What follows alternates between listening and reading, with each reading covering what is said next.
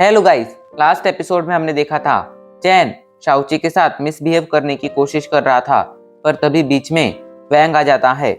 अब आगे वैंग ने चैन को पकड़ लिया था, इसलिए चैन अब कुछ नहीं कर सकता था। वो धमकी देकर वहां से भाग जाता है।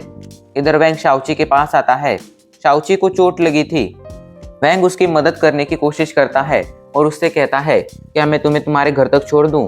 पर शाओची कहती है, नहीं, मैं चली जाऊंगी, तुम अपने घर पर जा सकते हो। ये कहकर वो लंगड़ाते हुए वहां से जाने लगती है और वैंग भी अपने रास्ते जाने लगता है। पर तभी वो पलटता है और शाओची के पास आकर शाओची को अपनी गोद में उठा लेता है और उसे चुप रहने के लिए कहता है। वैंग शाओची को उसके घर पर लेकर आता है और शाओची की फर्स्ट एड करने लगता है। जिसके बाद वो पूछता है वो लड़का कौन था, तो शाओची बोली, उस लड़के का नाम मिस्टर चैन है और वो मेरे होम टाउन से था। उस लड़के को मेरी आंट ने मेरे लिए कुछ सामान दिया था जो वो मेरे पास डिलीवर करने आया था। वो सामान देकर उसने मुझसे पूछा कि क्या तुम मेरे साथ डिनर पर चलोगी? तो मैंने पहले उसे मना किया, पर उसके जिद करने पर मैंने उसे एक ट्रीट देने का डिसाइड किया। उसने मेरी इतनी हेल्प जो की थी, पर उसने इसे गलत समझ लिया और मेरा फ़ायदा उठाने की कोशिश की। तो वैंग गुस्से में बोला, तुम्हें ऐसा नहीं करना चाहिए था। क्या तुम्हें सच में लगता है सभी लड़के अच्छे होते हैं? वैंग को गुस्से में देख शाओची को भी गुस्सा आने लगता है। वो भी कहती है, तुम्हें क्या करना है? ये मेरी लाइफ है, मैं अपनी लाइफ में कुछ भी करूं। तुम बस खुद पर ध्यान दो, मेरी लाइफ में इंटरफेयर मत करो। क्या जरूरत है तुम्हें मेरी लाइफ में इंटरफेयर करने की? तो वैंग उसे कहता है, क्या जरूरत है मुझे? मैं तुमसे प्यार करता हूँ, इसलिए मैं तुम्हारी लाइफ में इंटरफेयर करता हूँ और तुम्हारी इतनी केयर करता हूँ।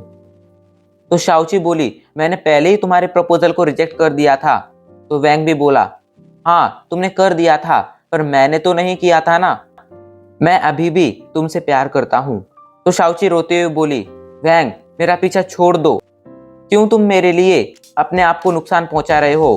प्लीज मेरे घर से चले जाओ। तो वैंग कहता है, ठीक है, मैं जा रहा हूँ। मुझे लगा था कि तुम मेरी फीलिंग्स को समझोगी, पर तुम्हें तो मेरी बिल्कुल भी परवाह नहीं है। तुम्हारे लिए मैं बस एक अनजान हूँ। ये कहकर गुस्से में वैंग वहां से जाने लगता है।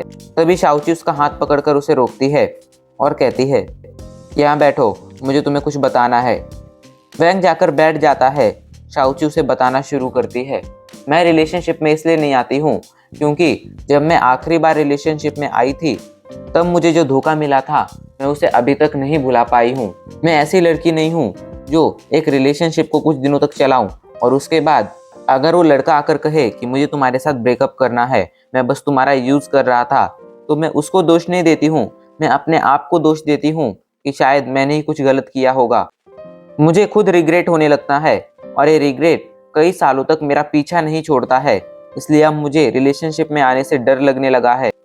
तो वैंग उसे समझाते हुए बोला, जैसे हर एक लड़की एक जैसी नहीं होती है, वैसे ही हर एक लड़का एक जैसा नहीं होता है। मैं दूसरों का नहीं बता सकता हूँ, पर मैं तुमसे सच्चा प्यार करता हूँ। तुम्हारे कहने पर वो सब कुछ किया जो तुम चाहती थी। तुम्हारे ही कहने पर मैंने खुद को बदल लिया। मैं एक ऐसा इंसान था जो अपने काम के अलावा किसी और के बारे में नहीं सोचता था, पर अब देखो तुम्हारी वजह से मैंने खुद को बदल लिया। बाकियों का पता नहीं, पर मैं तुमसे सच्चा प्यार करता हूँ, पर शायद तुम ये नहीं समझोगी। ये कहकर वैंग वहाँ से जाने लगता है, पर शाओची फिर से उसका हाथ पकड़ लेती है और उससे कहती है, अगर तुम मुझसे सच्चा प्यार करते हो तो भाग क्यों रहे हो? तुम्हें अब भागने की कोई ज़रूरत नहीं है, क्योंकि मैंने डिसाइड कर लिया है। मैं तुम्हें एक मौका दे रही हूँ और खुद को भी एक मौका दे रही हूँ। हम दोनों रिलेशनशिप में आने की कोशिश कर सकते हैं। ये सुनकर वैंग तो बहुत खुश हो जाता है और शाओची के पास जाकर बैठ जाता है। वो शाओची को किस करने की कोशिश करता है, पर तभी शाओची कहती है, मेरी नाक बह रही है, और वो दोनों हंसने लगते हैं। और अब इसी के साथ हमारा ये एपिसोड यहीं पर ख़त्म हो जाता है।